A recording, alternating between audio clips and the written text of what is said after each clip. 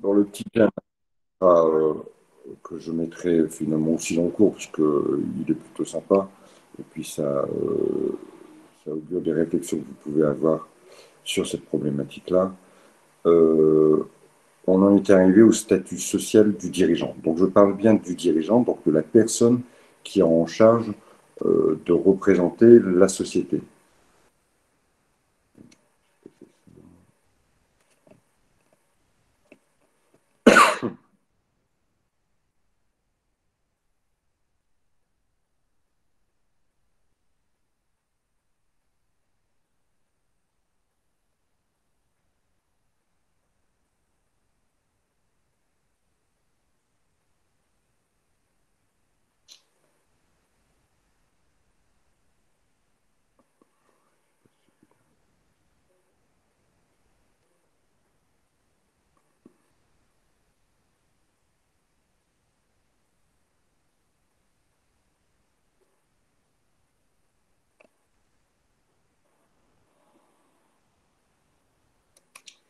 Désolé, mais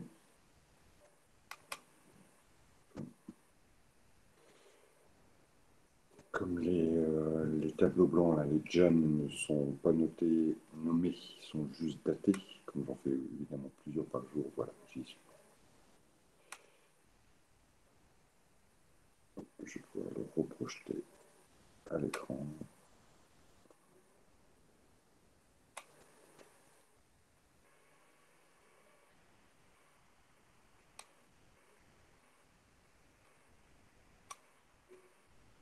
Voilà, après, vous devriez le voir, alors pas forcément utile d'avoir à intervenir dessus, hein, c'est pour nous le remettre en tête. Et nous étions arrivés au statut du dirigeant. Et on voit ici qu'il y a plusieurs possibilités, et des fois même alternatives, hein, du statut. Sachez qu'une personne qui régulièrement et légalement travaille aujourd'hui en France peut avoir trois statuts différents. Elle peut être soit travailleur non salarié, c'est-à-dire qu'elle n'est pas liée par un contrat de travail avec son employeur, donc pratiquement elle est son propre employeur. Dans ce cas-là, l'argent qu'elle perçoit, ça s'appelle une rémunération et non pas un salaire. D'accord. Alors, il faudra faire un petit peu attention avec le vocabulaire, même si, comme je le disais à vos collègues, je crois hier, un correcteur ne va pas trop sanctionner si vous n'utilisez pas le mot qui est normalement celui qui aurait dû être utilisé. Par exemple, si vous parlez que Monsieur X, qui dirige l'entreprise individuelle Tartampion, touche un salaire, alors qu'il ne peut pas toucher de salaire puisqu'il n'est pas salarié, mais il touche donc une rémunération, c'est pas très très grave, d'accord. Mais essayez au mieux d'utiliser le bon vocabulaire. Donc, je disais trois statuts possibles pour quelqu'un qui travaille aujourd'hui en France. Il est soit TNS, donc il n'a pas de lien hiérarchique avec quelqu'un et il n'a pas de contrat de travail. Il n'est pas lié par un contrat de travail. Deuxième possibilité, être salarié. Donc, ça veut dire qu'il y a un lien de subordination qui est établi et il y a un contrat, alors qui n'est pas forcément écrit, mais il y a un contrat de travail, et le salarié touche, lui, un salaire. Est-ce que vous savez quelle est la troisième possibilité de forme de travail en France?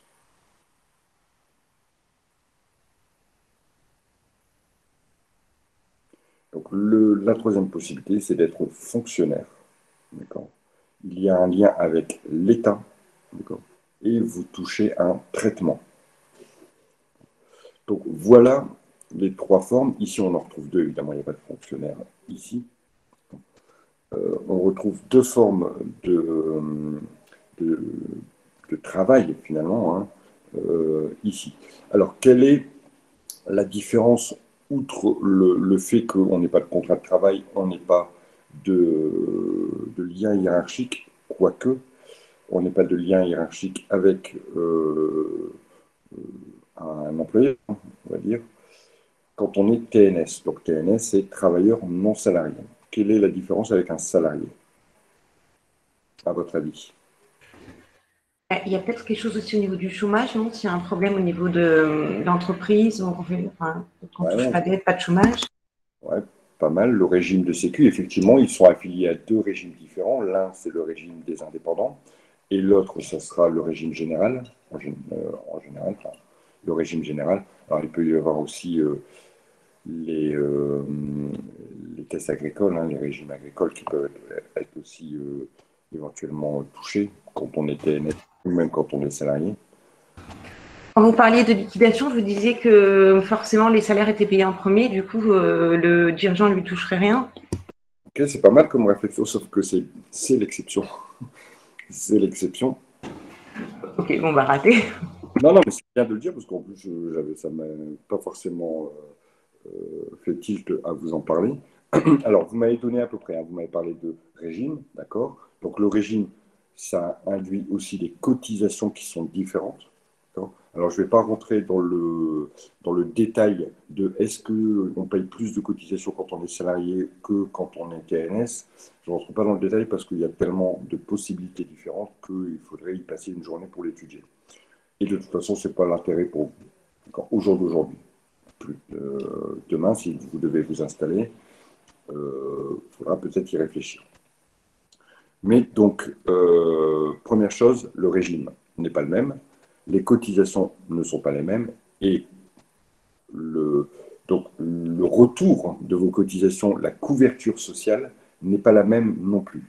Alors, elle est plus avantageuse pour les salariés et elle est un peu moins avantageuse pour les TNS. La couverture sociale, je m'entends, je vais vous donner un exemple. Un salarié qui a perçu un salaire net pendant 40 ans de 2000 euros, vous voyez, avec l'évolution des prix, etc., ouais, bon, un niveau correct sans non plus être super top, mais c'est pas non plus le SMIC. Un salarié qui aurait touché un salaire équivalent dans sa poche de 2000 euros toute l'année va toucher à la retraite entre 1200 voire 1500 euros en fonction est-ce qu'il est cadre, est-ce qu'il est non cadre. Donc c'est une fourchette qui va de 1200 à 1500 euros. Ça, c'est le salarié, celui qui a travaillé via un contrat de travail. Le TNS, qui n'a pas de contrat de travail, qui est son propre employeur. Le TNS, qui aurait perçu comme rémunération 2000 euros pendant toute sa vie professionnelle, va toucher à la retraite entre 800 et 1000 euros. Donc on voit qu'il y a une différence sur la couverture sociale que le TNS va pouvoir avoir par rapport aux salariés. Non. Les indemnités journalières qui sont données à un TNS, il faut faire des économies. Oui, alors bien souvent, les TNS prennent des complémentaires privés, d'accord? Donc de leur poche, parce que ça peut être aussi avantageux en termes de défiscalisation, de charges, etc. Ils prennent une complémentaire privée pour améliorer leur retraite. Le TNS, souvent, quand il part à la retraite, il revend son affaire. D'accord? Et à partir de là, il va pouvoir, s'il arrive à vendre son affaire, s'il arrive à vendre son fonds de commerce, c'est pas facile, mais s'il arrive à vendre sa patientèle ou des choses comme euh, ça peut être sympa. Alors, je termine et je réponds après, je termine sur toute cette couverture sociale et sur les réflexions que vous m'avez faites tout à l'heure. Delphine faisait des réflexions qui étaient plutôt intéressantes, mais qui à chaque fois touchent les exceptions. C'est très bien, puisque comme ça, au moins, on aura vu. Le salarié qui perd son emploi, privé de son emploi par son employeur, pas dans le cadre d'une démission, mais soit dans le cadre d'un licenciement, soit dans le cadre d'une rupture conventionnelle, va pouvoir être couvert pendant un temps par l'assurance chômage. C'est-à-dire qu'il va toucher le chômage pendant X temps en fonction de sa durée de cotisation. Donc ça, c'est le salarié classique. Première chose, tous les TNS n'ont pas le droit à cette couverture. Et les dirigeants salariés qui auraient un contrat de travail, ce qui est le cas dans un certain nombre de structures, vous le voyez ici, n'ont pas le droit non plus à ce système, c'est l'exception. Donc un dirigeant qui perdrait son emploi de par soit la liquidation de l'entreprise, hein, ou soit parce qu'il s'est fait virer de sa propre entreprise, ce qui est le cas de temps en temps, ne peut pas percevoir d'allocation chômage. On ne peut pas être dirigeant d'une société, même salarié, et toucher des allocations chômage suite à la perte de ce poste. Donc, ce n'est pas possible. Malgré tout, et ça je mets juste, c'est à titre d'information, dans le programme d'Emmanuel Macron avant qu'il soit élu, figurait justement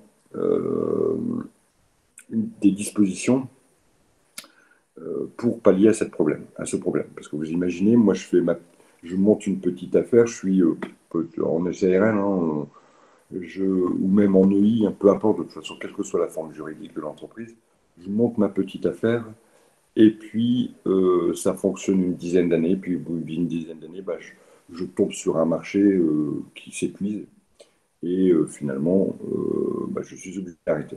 Je n'ai pas forcément de dette, rien du tout, je ferme mon entreprise parce qu'elle ne me rapporte plus assez. Et ben, je n'ai le droit à rien du tout.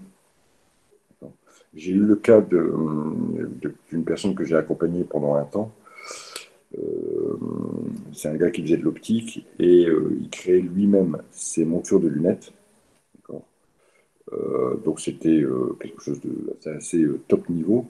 Et surtout, bah, les gens, vous aviez une monture de lunettes personnalisée, quoi, sur mesure, faite comme vous le désirez. Mais malheureusement, ça n'a pas pris. Voilà. Ça n'a pas pris parce que je pense que la zone dans laquelle il était installé, les gens n'avaient pas suffisamment d'argent pour se payer ce type de monture. Et au bout de 3 ans, bah, il ne gagnait, au bout de 3 ou 4 ans même, il n'arrivait à se dégager une rémunération que de 950 euros par mois. Bah, donc au bout de 3 ans ou 4 ans, il s'est dit, bon ben voilà, c'est pas mon truc, enfin, l'affaire ne fonctionne pas. Pas de dette, rien du tout, bah, il a dit stop, j'arrête, il va au tribunal, bonjour, je fais une cessation d'activité, il n'y a pas de passif, donc il n'y aura pas de liquidation, basta, c'est terminé. Et bah, lui, qui a bossé pendant 4 ans, il aurait pu bosser même 10 ans, hein, il a le droit à rien, pas de chômage, rien du tout. Donc Emmanuel Macron, face à cette petite problématique, est toujours dans le but de favoriser l'entrepreneuriat, avait mis dans son programme que voilà, on allait pouvoir rémunérer au titre de l'assurance chômage les créateurs d'entreprises qui auraient quitté leur emploi de chef d'entreprise. Ceci dit, malheureusement, je pense qu'il y a eu des négociations sur l'assurance chômage, mais elles n'ont pas atteint ce niveau puisqu'elles ont été interrompues par la pandémie et qu'elles ne reprendront qu'après, hein, comme les retraites, si elles reprennent un jour. Donc pour l'instant, c'est toujours le cas, pas d'assurance chômage pour les chefs d'entreprise. Au même titre, quand la société est en liquidation, le salaire du dirigeant n'est pas payé. D'accord. C'est l'exception par rapport, même s'il est salarié. Alors s'il est TNS, n'en parlons pas. Même s'il est salarié, ça ne sera pas payé. Il se peut aussi que dans le processus, quand les entreprises vont mal, d'accord, l'entreprise a des dettes, ça ne va pas trop bien pour elle, elle commence à avoir du retard de paiement de ses cotisations sociales, de ses fournisseurs, etc. Elle s'adresse au tribunal et elle demande une mesure de redressement judiciaire. Alors, je ne fais pas le détail de toute la procédure, mais c'est une mesure pendant laquelle c'est le redressement. Voilà. L'entreprise va essayer, parce qu'il y a des possibilités, va essayer de faire de l'argent de façon à pouvoir payer les dettes qu'elle avait antérieurement au début de la procédure de redressement judiciaire. Donc toutes les dettes qu'elle avait avant, on va les geler. On va dire, vous, pour l'instant, vous vous occupez de rien. Nous, le tribunal va dire, on va s'adresser à tout le monde, on va leur dire, fichez-leur la paix pendant un petit moment. D'accord. Vous allez nous prouver que vous savez fonctionner, vous savez, en dehors de ces dettes, ramener de l'argent. Et puis après, on fera un étalement de votre dette. Et puis comme ça, vous serez reparti. Et l'étalement peut durer jusqu'à 10 ans. Et comme ça, vous serez reparti. Il se peut aussi que, vous voyez, dans ce plan de redressement, on demande à l'entreprise de dire, bah, voilà comment vous pensez gagner des sous. Il se peut aussi, bah, il va dire, bah, voilà, je vais faire des économies, je vais vendre plus, je vais toucher d'autres marchés. Bon, voilà. Il se peut aussi que le tribunal dise, bah, monsieur, vous allez baisser votre rémunération. Si vous gagnez en tant que chef d'entreprise 3 000, bah, maintenant, je pense que ce serait bien que vous ne gagniez que 2 000. Donc vous voyez que le chef d'entreprise, à ce niveau-là, il n'y a pas beaucoup de protection. On peut carrément lui diminuer son salaire parce que vous ne pouvez pas faire ça avec un salarié. Un salarié, s'il n'est pas d'accord, vous ne pouvez pas diminuer son salaire. C'est une modification substantielle du contrat de travail, ce n'est pas possible. Donc vous voyez que le chef d'entreprise, malgré tout, dans son statut social, il n'est pas tellement protégé. Donc vous voyez ici qu'en fonction du type de société, généralement pour les sociétés qui ne créent pas de personnes morales ou qui n'ont, enfin, quoique il y a les trois exceptions des SAS, mais il n'y a pas vraiment de corrélation. Il faut savoir, voilà, simplement qu'en entreprise individuelle, il n'y a pas de salariat, hein, c'est que du TNS. Pareil pour l'EIRL et SNC. Je vais revenir après sur la SARL, puisque vous voyez qu'il y a deux possibilités. On va voir dans quel cas l'une et l'autre sont possibles. Et donc, on voit que l'EURL est aussi donne un statut de TNS, et les trois SA, SAS et SASU vous permettent d'être salarié. Donc, vous avez un contrat de travail avec la société pour exercer le mandat de président de l'entreprise. Alors, pourquoi en SARL y a-t-il les deux possibilités? Si vous êtes majoritaire au capital, vous serez TNS. Vous ne pouvez pas être salarié. Vous serez TNS. Si vous êtes le gérant minoritaire, puisque le gérant, il n'est pas forcément majoritaire au capital de la société. Si vous êtes minoritaire ou égalitaire au capital de la société, vous serez alors salarié de la société. Donc voilà les deux possibilités.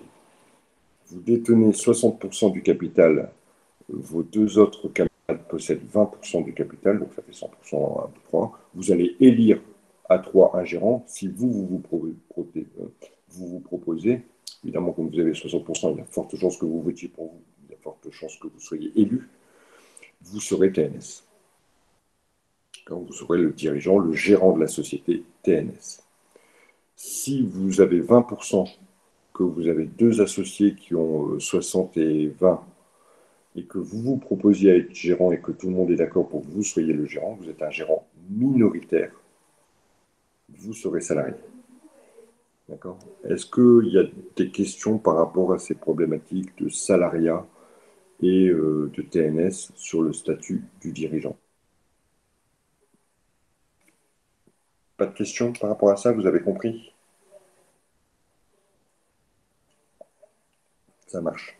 Alors, quant à la responsabilité, elle fait un peu écho à cette notion de séparation de patrimoine. On a vraiment, nous, insisté sur le patrimoine matériel, d'accord, en disant, voilà, si on crée une personne morale, alors le patrimoine, il sera protégé. Et votre responsabilité ne pourra être engagée. C'est pour ça que dans l'entreprise individuelle, comme il n'y a pas de création de personne morale, l'entreprise, c'est vous. Donc, tout ce qui peut être reproché à l'entreprise vous sera reproché à vous personnellement.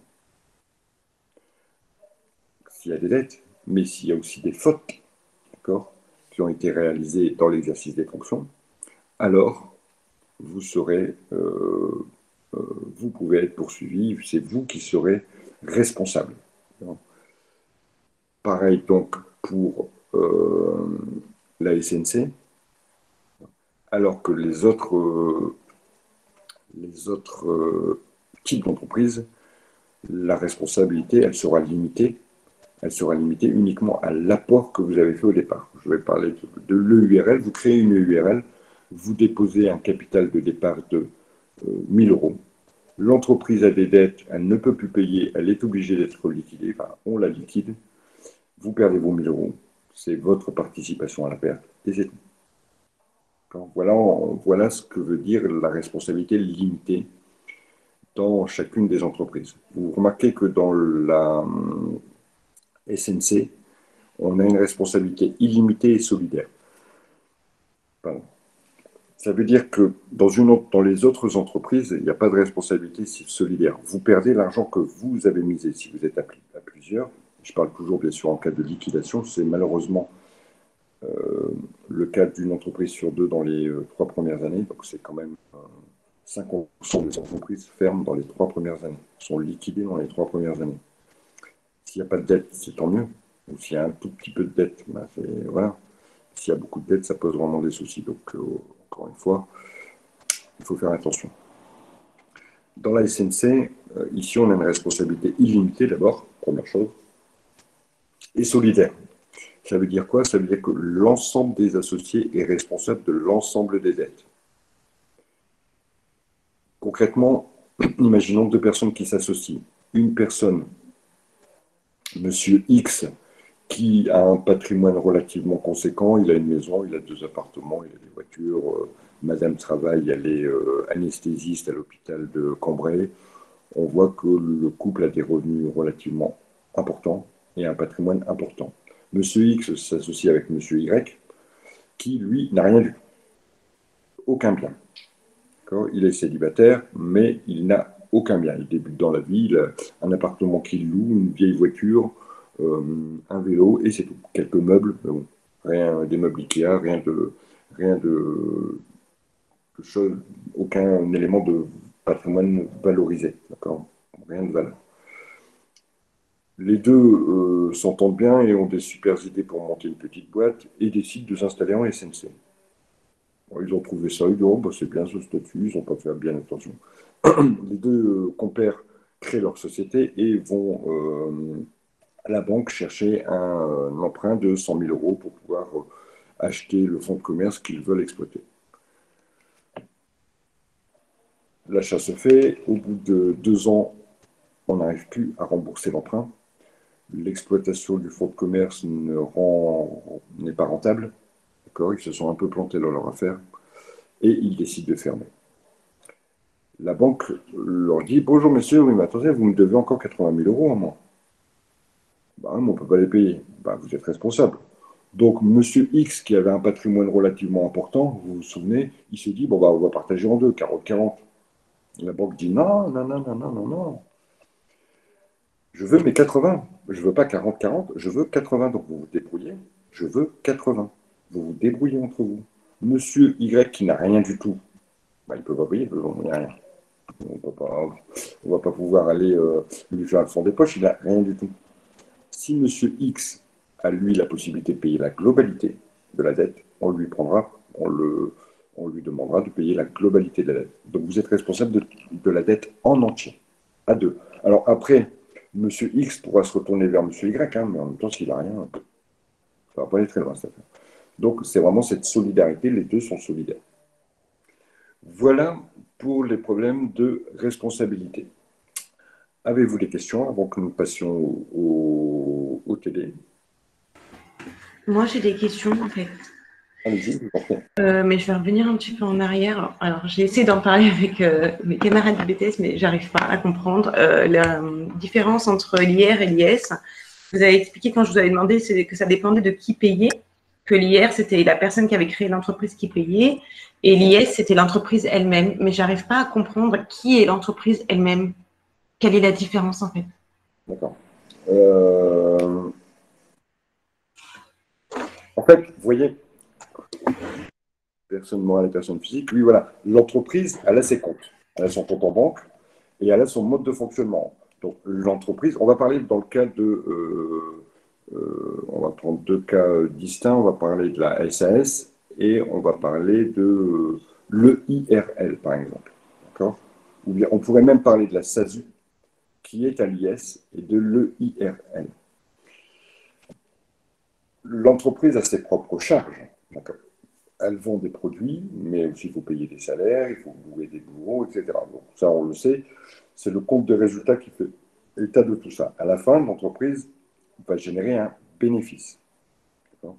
Ce bénéfice,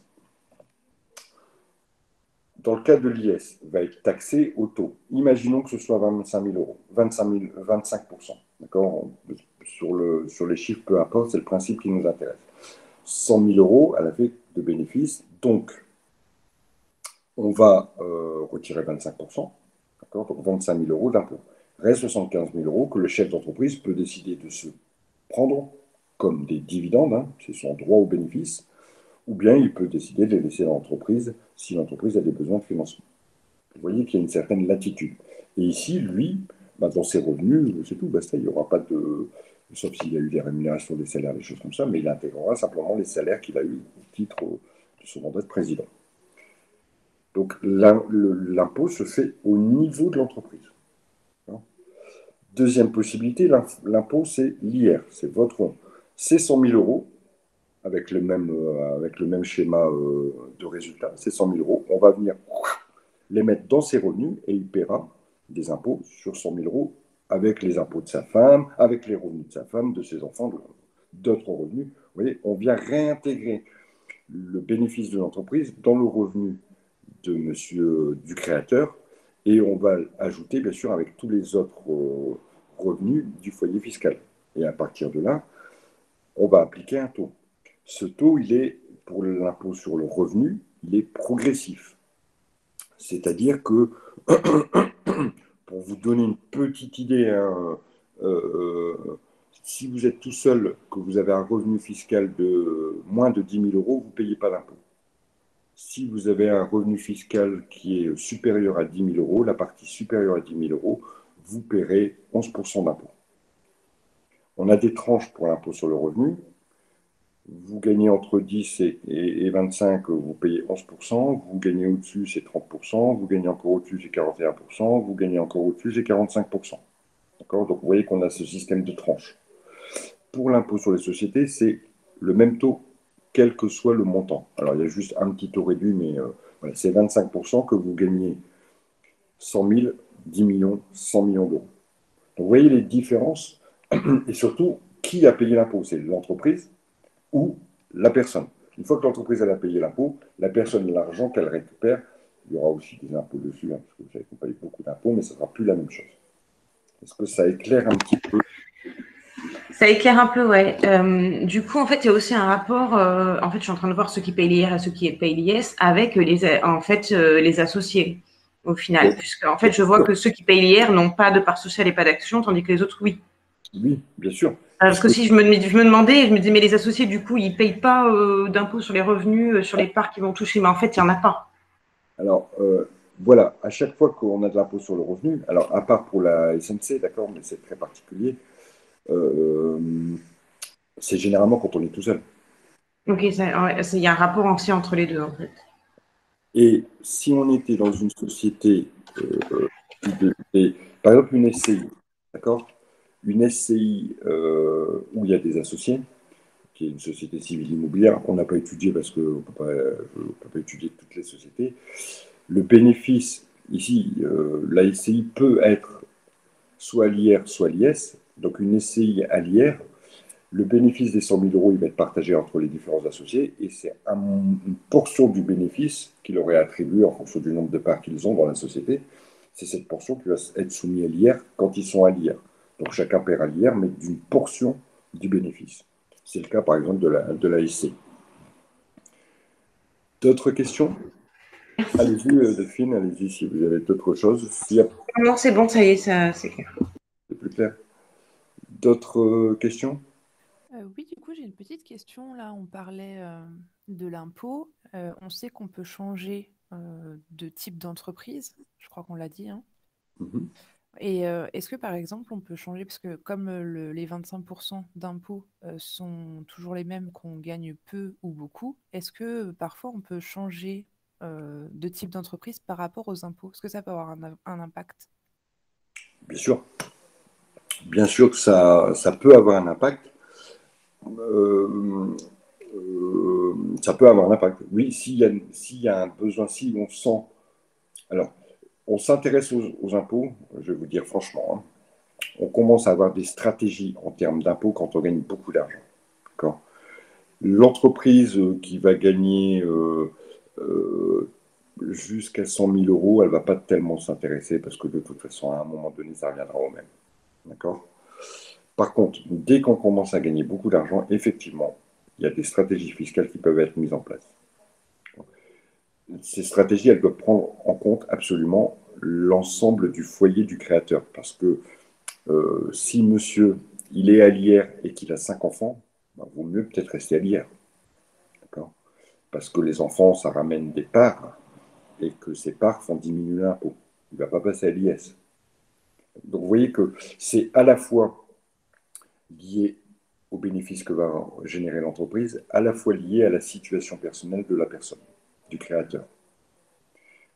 Et en ça, en général, il n'y a vraiment qu'une étude. On ne peut pas décider de voir de grandes lignes. Euh, vous, vous avez 4 appartements que vous louez aussi. Votre femme, elle est avocate, elle gagne beaucoup d'argent. Voilà, il faut prendre tout ça en compte, le nombre d'enfants, où vous vivez, etc. Il faut prendre tout ça en compte pour, à un moment donné, définir la bonne stratégie fiscale. Mais on peut effectivement se dire, bah tiens, je suis en EIRL, peut-être que je ferais bien de passer en SASU et prendre l'option IS. Ça, c'est tout à fait possible. Par contre, vous voyez que dans une même société, en EURL et en SASU, deux droits, normalement, vous êtes à l'IS, mais vous pouvez changer, sans changer de statut, vous pouvez passer à l'IR, parce que ça peut être plus intéressant, par exemple. D'accord. Ce changement, vous ne pouvez pas faire du yo-yo. Ce changement, il est irrévocable pendant 5 ans.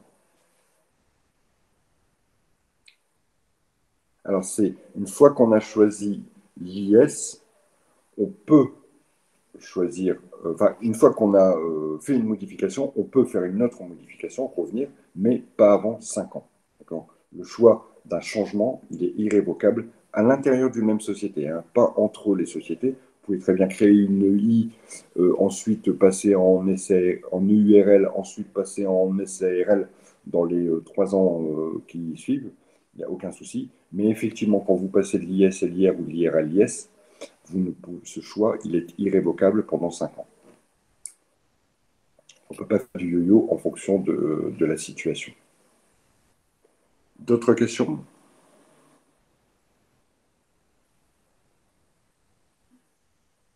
Non, pas d'autres questions. Très bien. Alors, le conseil, mon conseil, mon conseil, si vous êtes toute seule, préférez plutôt la SASU. Alors, pour des raisons aussi que je ne peux pas vous expliquer ici, parce qu'il faudrait prendre beaucoup plus de temps, c'est un mode de fonctionnement qui est très souple, qui est très souple, qui ne demande pas un capital très important, qui vous permet d'être salarié et qui vous permet de toucher des dividendes. Alors, je ne vais pas rentrer vraiment dans les détails, hein, parce que je vous dis, ce n'est pas en 3 minutes que je vais pouvoir défendre ma position, mais n'oubliez pas ce statut. Si un jour vous devez vous poser la question, prenez rendez-vous avec quelqu'un de compétent et vous lui parlez de ce statut. Moi, je pense, pour ma part, que c'est la meilleure façon quand on est seul. Vous voulez dire si on se lance en libéral? Si on se lance en libéral, donc il existe un statut pour les libérales qui s'appelle SEL ASU. C'est la même chose que la SASU là pour une entreprise commerciale. D'accord. Parce qu'une SASU, ça ne peut pas être pour une activité libérale, ça peut être que pour une activité commerciale. D'accord. Si vous décidez d'ouvrir un magasin de produits diététiques, si vous décidez d'avoir une activité commerciale. Si vous décidez de ne faire que de la diététique conseil, donc ça serait une activité libérale, c'est la même SEL-ASU. D'accord. C'est exactement la même, sauf que c'est pour l'exercice libéral, tout simplement. Ouais, SEL-AS ou SEL-ASU pour les unipersonnels, qui existent aussi. Et quand vous êtes à plusieurs, voilà. Alors, quand vous êtes à plusieurs, bon, pareil, la SELAS ou la SAS, c'est pas mal, mais il y a une chose que vous devez avoir à l'esprit. Si vous êtes à plusieurs, soyez majoritaire. Soyez pas forcément le dirigeant, soyez majoritaire. Majoritaire au capital. D'accord. Le poste de président, le président dans une SAS, par exemple, on est 4 associés, on a nommé un président, le poste du président, il fait tourner la boutique au jour le jour. D'accord. Les associés prennent les décisions stratégiques, les grandes décisions. Mais c'est celui qui est le majoritaire qui a le pouvoir. C'est celui. Quand vous êtes majoritaire, vous pouvez virer le président ou le gérant quand vous voulez, quand c'est possible, évidemment. Quand on est en SARL, Bon, évidemment, en URL, vous n'allez pas le virer puisque vous êtes tout seul. Hein, d'accord, mais je parle dans des formes où vous avez des associés. Choisissez plutôt la majorité plutôt que la présidence si à un moment donné, le choix se décline. D'accord. Et pour montrer aussi à vos associés que vous voulez partager le pouvoir, mais en vérité, vous ne voulez pas partager le pouvoir, parce que le pouvoir, il appartient à celui qui a la majorité au capital.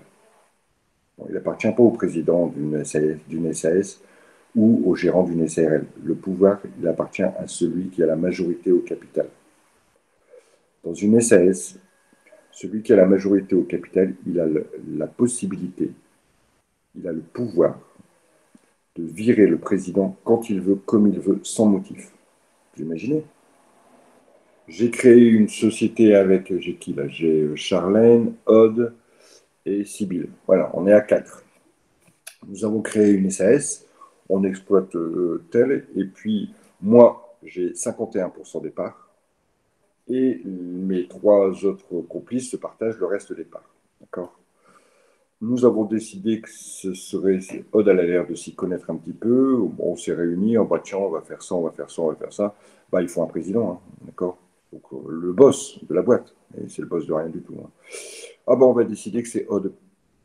Ok, Aude est donc le président, la représentante de notre société. On bosse, on bosse, on bosse, on bosse, on bosse. Et puis demain, Aude, elle, sympa, je la vire. Je peux la virer. Parce que je suis majoritaire. Alors, bien sûr, je demanderai l'avis des autres, hein, mais je m'en fous de l'avis des autres puisqu'ils ont moins de pourcents que moi. Et j'ai le pouvoir, en tout cas. J'ai le pouvoir de virer Aude du jour au lendemain sans motif. C'est ça qui est le pire. Vous imaginez? Sans motif. Je n'ai pas besoin de justifier. Je dis, bah non. Alors, je justifierai peut-être, hein, mais légalement, je peux la virer. Alors, elle sera toujours associée. Hein, je peux pas, par contre, on ne peut pas sortir quelqu'un de la société en tant qu'associé. D'accord, ça, c'est pas possible. Mais par contre, de son poste de président, puis je dis, oh, bah, moi, je serai président maintenant. Dans une SARL, c'est une miette plus compliquée, il faut une faute. Mais le majoritaire a le droit de virer le gérant. Mais il faudra justifier d'une faute, par contre. Et en SAS, tout est négociable. Et en SAS, par contre, le président, on dit le président est révocable. Alors c'est un terme latin, hein, ad notum, c'est sans motif. Le président est révocable sans motif. Ce qui veut dire que le pouvoir, c'est bien celui qui a la majorité au capital qui a le pouvoir.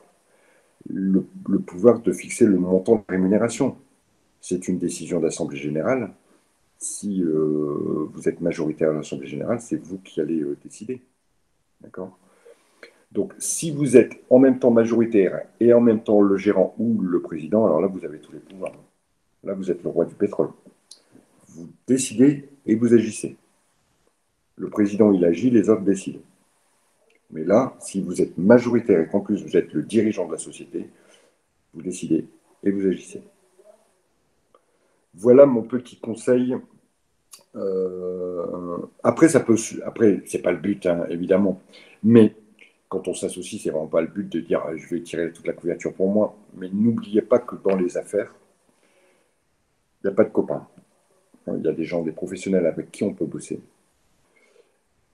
Mais les amitiés, je fais du conseil en entreprise depuis maintenant 17 ans. Je vois à peu près une centaine d'entreprises par an. D'accord. Donc vous imaginez que des entreprises, j'en ai vu, j'en ai revu, j'en ai re-revu. Il y en a très très peu qui résistent à l'amitié. D'accord. Il y en a très très peu. Ça, je ne dis pas que ça n'est pas possible. D'accord. Mais il y en a très très peu qui résistent à la famille aussi. Famille et amis, ça ne fait jamais bon ménage dans les affaires. Pour moi, hein. D'accord. Et par expérience. J'ai vu des frères se déchirer au tribunal pour des problèmes d'argent. J'ai vu des couples divorcer pour des problèmes d'argent. J'ai vu beaucoup de choses. Oui, vous me rejoignez, Charlène, merci. Et franchement, couple aussi. Alors, quand ça marche, j'en connais quelques-uns. Hein, quand ça marche, c'est des affaires qui fonctionnent. D'accord. Bon, après, la vie de couple, elle en prend certainement un couple, à mon sens, mais je ne suis pas dans le couple, je suis dans l'entreprise et je vois comment ça fonctionne aussi. Quand ça marche, ça peut donner des belles affaires, hein. J'ai quelques personnes que j'ai vues, que j'ai accompagnées, qui ont travaillé soit en couple, euh, soit en famille. Je connais, enfin, j'en connais pas 50, j'en connais un, enfin deux, oui, deux. Une belle affaire. Alors, il y a le fils, il y a la fille, il y a la femme et le mari. D'accord. Le mari dirige tout ça, la femme s'occupe de la comptabilité du secrétariat, la fille développe l'affaire et le fils est sur le terrain. Et l'affaire fonctionne très très bien, très très bien. Mais c'est une exception pour moi. J'en connais une autre aussi, une autre aussi où c'est, voilà, il y a tout le monde, quoi. Il y a les fils, la belle famille, il y a tout le monde. Et l'affaire fonctionne bien. Par contre, je vous dis, j'ai en tête deux frères qui se sont retrouvés au tribunal pour des problèmes d'argent. J'ai en tête des couples qui ont divorcé pour des problèmes d'argent. Et généralement, l'entreprise, généralement, les problèmes, alors, déjà avec des associés classiques, ça arrive, mais alors quand c'est des amis ou de la famille, c'est pire encore, parce qu'on se déchire beaucoup plus facilement et on se déchire beaucoup plus violemment. Généralement, ces problèmes arrivent soit quand il y a beaucoup d'argent ou quand il y a beaucoup de pertes. D'accord. Beaucoup d'argent ou beaucoup de pertes. Quand c'est une petite affaire qui roule tout doucement, tranquillou, pas de problème.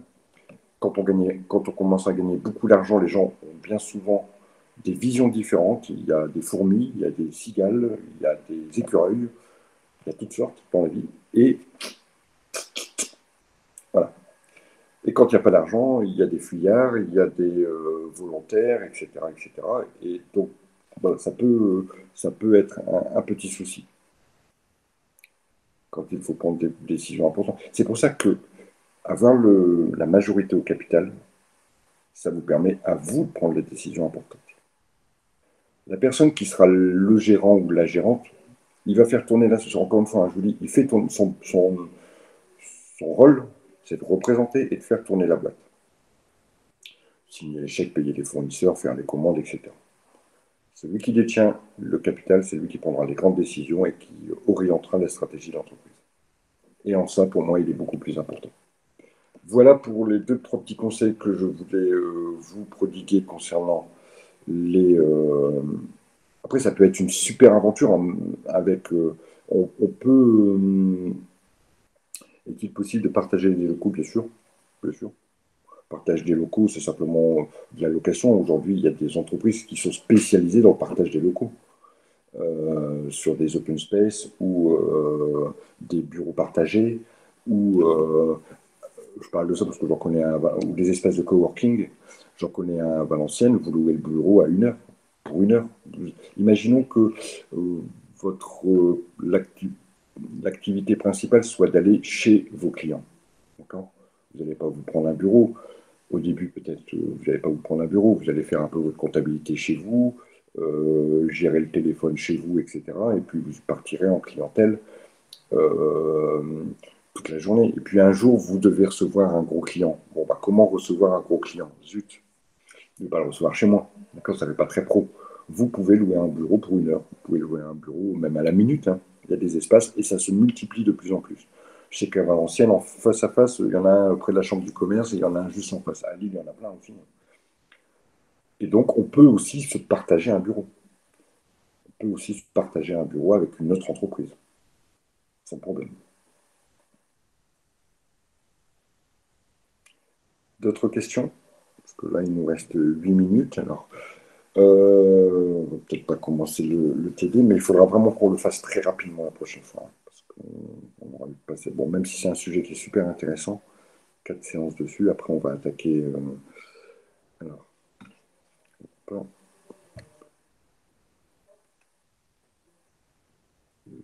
Relire votre question.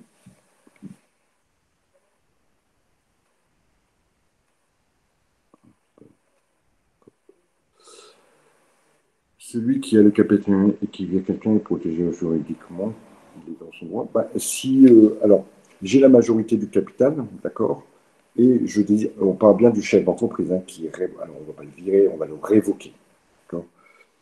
et qui révoque un chef d'entreprise, en SARL, je vous disais, il faut qu'il y ait une faute. Il faut qu'il y ait une faute. D'accord? Et en SAS, il n'y a pas besoin de faute. Donc en SAS, vous êtes encore plus libre. Ça ne va plus vous demander la révocation du président. Le président, il part et puis basta, il ne peut rien dire. Il ne pourra rien dire, il ne pourra rien faire. C'est légal. Voilà. Je vais juste. Bon, j'ai 5 minutes pour vous raconter cette petite histoire très rapide. Et vous allez voir que voilà, le but, c'est d'avoir la majorité dans un capital. C'est un client que j'ai suivi il y a 4-5 ans. 3 personnes ont une entreprise. Quand chacun a 33% des parts. Bon, il y en a un qui a 34, ou peu importe lequel, d'ailleurs. Donc vous voyez que personne n'a la majorité.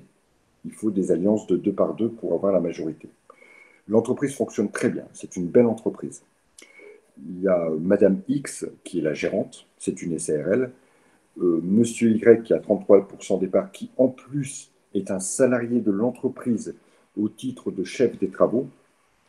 Et un autre troisième associé qui ne bosse pas dans la société, qui lui a une autre société, il vend des tuyaux. Voilà. L'intérêt pour lui de miser dans le capital, c'est il avait un client. C'était obligatoirement, l'entreprise allait devenir son client, de son autre entreprise. Pour X raisons, je ne vous fais pas le détail, mais monsieur Y, donc qui est un salarié qui est aussi associé, qui a 2 casquettes, il est associé à 33%, mais il est salarié chef des travaux en dessous de la gérante de cette entreprise. Il fait une grosse bêtise. Pour vous dire la bêtise, il fait enterrer une bombe par les salariés. C'était une entreprise de bâtiment. Les salariés faisaient une tranchée et les salariés découvrent une bombe. Voilà. Et lui, pour ne pas arrêter le chantier, il a fait déplacer la bombe et il l'a enterrée dans un champ voisin. Une énorme connerie. La bombe, si elle avait pété, c'était le carnage. Il ne prévient personne, bien sûr, à part les salariés. Et dans la salariée, malheureusement, il y a un mec qui vient ronfionner et qui vient se plaindre à la police. La police se pointe dans l'entreprise, demande à voir le chef d'entreprise, qui est le représentant. Donc, je vous rappelle que c'était Madame X, qui, elle, n'était pas au courant, bien sûr.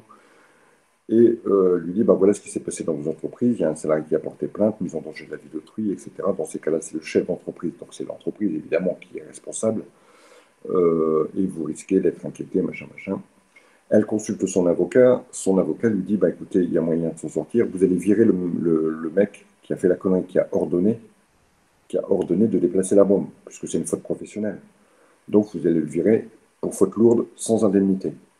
Comme ça, vous montrerez que vous n'étiez pas au courant, vous n'êtes pas non plus au courant de chaque coup de pelle qui est donné dans l'entreprise, et on va pouvoir dégager votre responsabilité. Très bien. Bon, elle vire le mec. Alors, n'oubliez pas, le mec, c'est un associé. Mais au titre de son contrat de travail comme chef d'équipe, il est viré. Alors, c'est une femme qui vire un mec dans une entreprise de bâtiment. Je ne vous explique pas, pour faute professionnelle. Bon.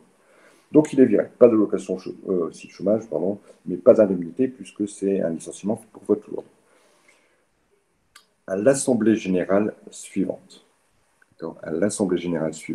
ça fait vraiment feuilleton de télé. Il s'est allié avec l'autre associé et tous les deux, ils ont viré la gérante, puisqu'ils avaient 66%. Ils ont trouvé une petite faute, parce que c'est une SRL, donc il faut trouver une faute. La gérante, malheureusement, elle avait acheté des billets de tennis sur le compte de l'entreprise pour aller avec ses enfants à Roland-Garros. Ça se passe dans toutes les entreprises. Dans toutes les entreprises, il y a des magouilles comme ça. Dans toutes les entreprises, il n'y a pas une entreprise qui n'est pas... Tous les mecs achètent un petit truc pour eux perso sur le compte de l'entreprise, c'est tous les jours. Alors, à partir du moment où ça ne prend pas des proportions immenses, c'est largement toléré. Et là, ce n'est pas pour 2 billets de tennis à 50 € pour une entreprise qui fait des millions d'euros de chiffre d'affaires qui allait faire couler. Mais c'est une faute, malgré tout. D'accord ? C'est un but bien social. Et ici, les deux ont décidé de virer la gérante. Et celui qui avait fait la grosse connerie en tant que chef de travaux, il a repris le poste de gérant. Ils l'ont fait virer parce qu'ils avaient la majorité. Vous voyez ? Parce qu'ils avaient la majorité au capital. Donc ça montre bien déjà les relations différentes quand on est salarié, quand on est gérant salarié et quand on est associé. C'est vraiment 3 postes différents qu'on peut cumuler. Mais en tant que salarié, il s'est fait virer parce que son chef, c'est la gérante.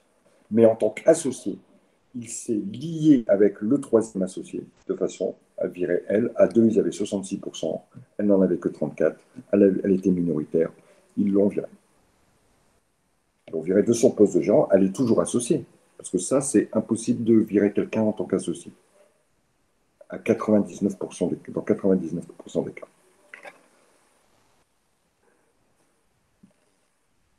Non, bah, c'était un peu. Alors lui, il aurait pu être protégé, il aurait pu être poursuivi, effectivement. Alors je vous avoue que je pense pas qu'il ait été poursuivi finalement. Bon, comme rien ne s'est passé et qu'il a déjà perdu son emploi, et que de toute façon, qui peut le poursuivre? Le salarié, le salarié, peut-être qu'il peut le poursuivre parce qu'il a eu un petit préjudice, il a eu peur. Bon, vous payez, puis c'est tout, hein. Basta. Et le ministère public, bon, ben voilà, allez, il va faire un rappel. Comme il n'y a pas eu vraiment, il n'y a pas eu de dégâts. Alors certes, quand vous mettez en danger la vie d'autrui, mais que le danger n'est pas arrivé, que le risque ne s'est pas réalisé, en général, aujourd'hui, vous n'allez pas en prison, hein. Tout ce que vous aurez, c'est un rappel. Voilà, il n'y a pas Mais il grand-chose. aurait pu ne pas avoir droit de retrouver ses fonctions, de reprendre ce poste par rapport à ça, non? Oui, éventuellement, mais là, il n'a pas repris ce poste, il a pris un poste de gérant, il n'a pas pris un chef des travaux, il a pris un Ouais, poste. c'est vrai.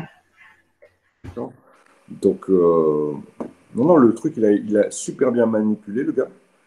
Alors, comme un véritable enfoiré, vous m'excuserez de l'expression, parce qu'il a fait une faute grave, et finalement, il s'en est pris à la personne qui lui a reproché cette faute, mais elle était que dans son droit, hein, puisque on était là dans des choses qui auraient pu aller très loin, malheureusement. Il n'a pas assumé, et puis il a fait virer cette brave dame. Bon, qui a trouvé du boulot après, mais alors qui garde ses parts dans la société, mais qui, parce qu'elle est minoritaire, elle ne peut plus rien faire. C'est pour ça qu'entre autres, je vous dis, soyez majoritaire. Soyez majoritaire. Ça marche pour tout le monde? Bon, voilà. Ça clôture notre séance d'aujourd'hui. Bon, il faut vraiment que la prochaine fois on corrige le TV, il n'est pas très compliqué, hein. On va essayer. J'ai mis en ligne le prochain cours. D'accord? Donc le prochain cours, ce sera sur les coûts complets. Vous essayez. Si vous ne comprenez pas, ne vous inquiétez pas. Vous allez voir avec les exemples que je vous présenterai dès le premier cours. Vous essayerez. Je pense que c'est un cours qu'on ne peut pas faire tout seul, qu'on ne peut pas travailler tout seul. On peut un peu le préparer, mais on ne peut pas le travailler tout seul. Autant, voilà, des cours comme celui-ci, on peut les travailler tout seul. Et moi, j'arrive en complément. Mais ce cours sur les coûts complets, a priori, sauf si on a déjà fait de la comptabilité analytique, mais à mon avis, on n'arrive pas à le travailler tout seul. Mais c'est pas grave, puisqu'on le fera dans tous les cas ensemble. Allez, je vous souhaite un bon vendredi et puis on se retrouve la semaine prochaine. Ciao!